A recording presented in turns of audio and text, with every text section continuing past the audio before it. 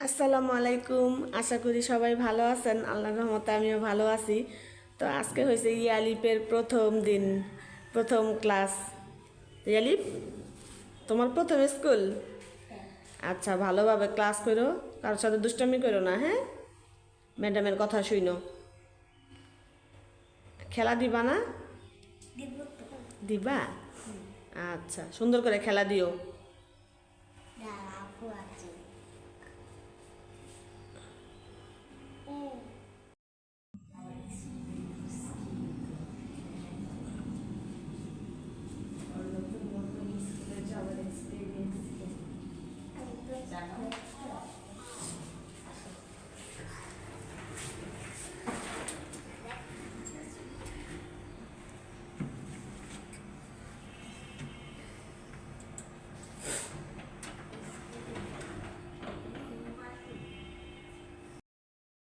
চলে আসলাম রান্নাঘরে। সকাল সকাল নাস্তা বানাবো। তো আজকে রুটি বানাবো না, আজকে একটু খুদের ভাত রান্না করব।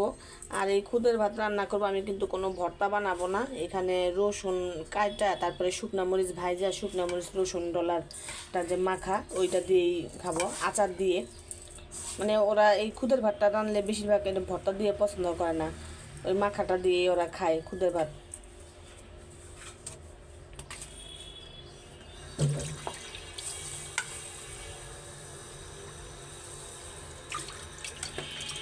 এটা এখন ভালো করে ধুয়ে নিতে হবে। ভালো করে না ধুলে এই চাল নাকি ভালো লাগে না।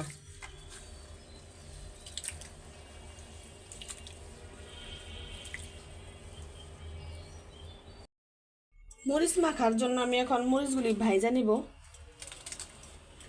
কালকে 2-3টা ভাজা আছে, তো এই 2-3টা হবে না, এর জন্য আমি আরো কয়টা ভাইজা নিতেছি। রসুন ছিলবো, ছিলা রসুনও কুচায় কাটবো। কাটার পরে এই মরিচ আর রসুন একসাথে সরিষার তেল লবণ দিয়া একদম হাত দিয়া ভালো করে মাখাবো। মাখায়া তারপরে খুদের ভাত দিয়া মাখায় দিব।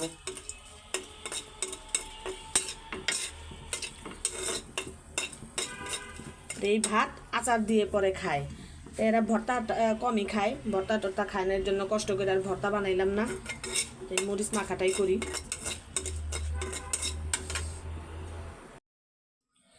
মরিচ ভাজা শেষ, রসুনগুলিও থেতলাই নিছি, আর এখানে লবণও নিছি। তো আমি মরিচগুলি মাখায় নিই।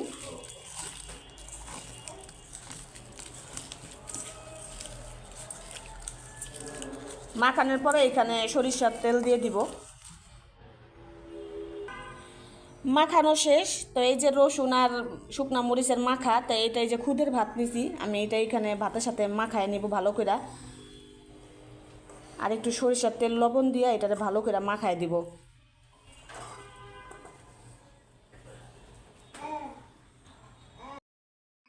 খুদের ভাত মাখা শেষ। আর এই যে এখানে আচার দিয়ে দিছি, জলপাইয়ের আচার। তো এই আচার দিয়ে খাইতেছে খুদের ভাত।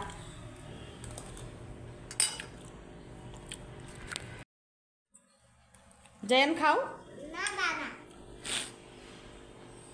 তুমি স্কুলে ভর্তি হইবা? স্কুলে ভর্তি হইবা তুমি? পারো না, শিখতে হবে তো বাবা।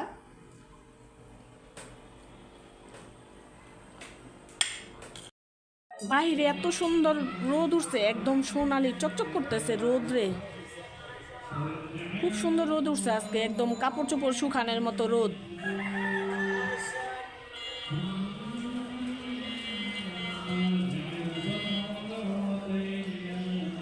তো এইদিকে কোন দিকে জানি কোরআন তেলাওয়াত হইতেছে।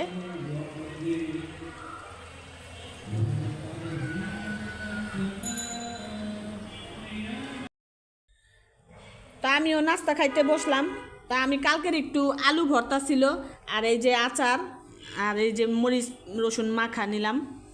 তো এটা অনেক ঝাল, এর জন্য অল্প একটু নিলাম।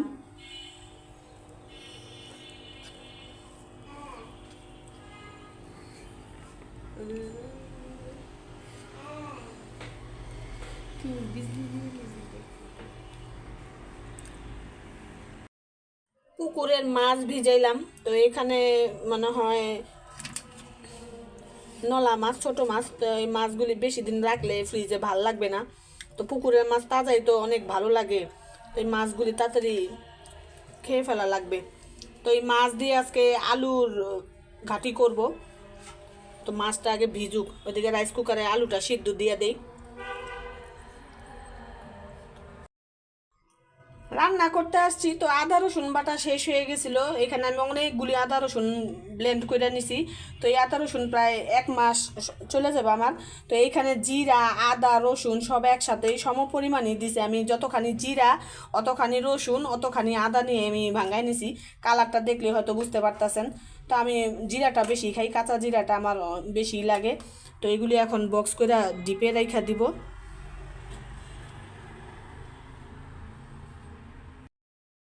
সবজি এখানে মিষ্টি কুমড়া কাইটা নিছি। তো মিষ্টি কুমড়ার ভাজি করব। তো এখানে অনেকগুলি মিষ্টি কুমড়া কাটছি।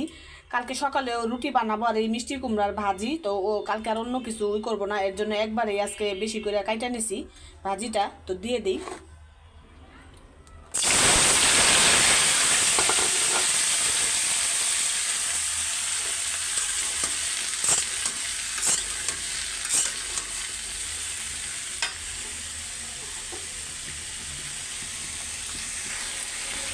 এর মধ্যে লবণ হলুদ দিয়ে দিলাম। মিষ্টি কুমড়াটা হলুদ থাক।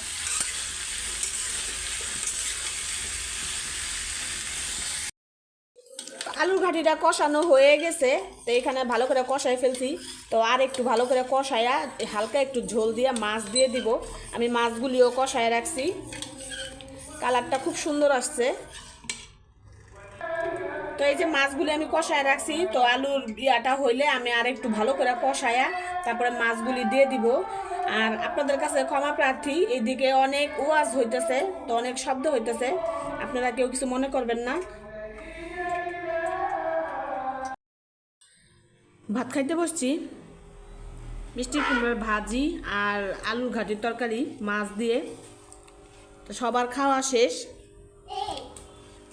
জেন ভাত খাবে? আসো।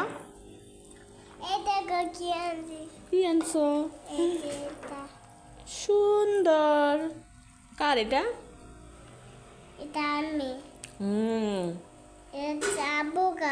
একটু ভাত খাও, দেখো।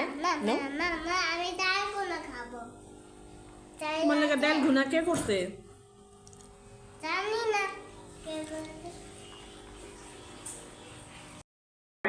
তো আমাদের এখানে যে ওয়াজ হইতেছে, এই ওয়াজের জন্য যে মেলা এখানে বসছে আমাদের মহল্লায়। অত্যন্ত আনন্দ সহিত জানাচ্ছি যে আজকের অনুষ্ঠানের প্রধান আকর্ষণ সঙ্গীত জগতের কিংবদন্তি বাংলাদেশ ইসলামী নাশিদ শিল্পীর অন্যতম মাহমুদ হুদাইফা।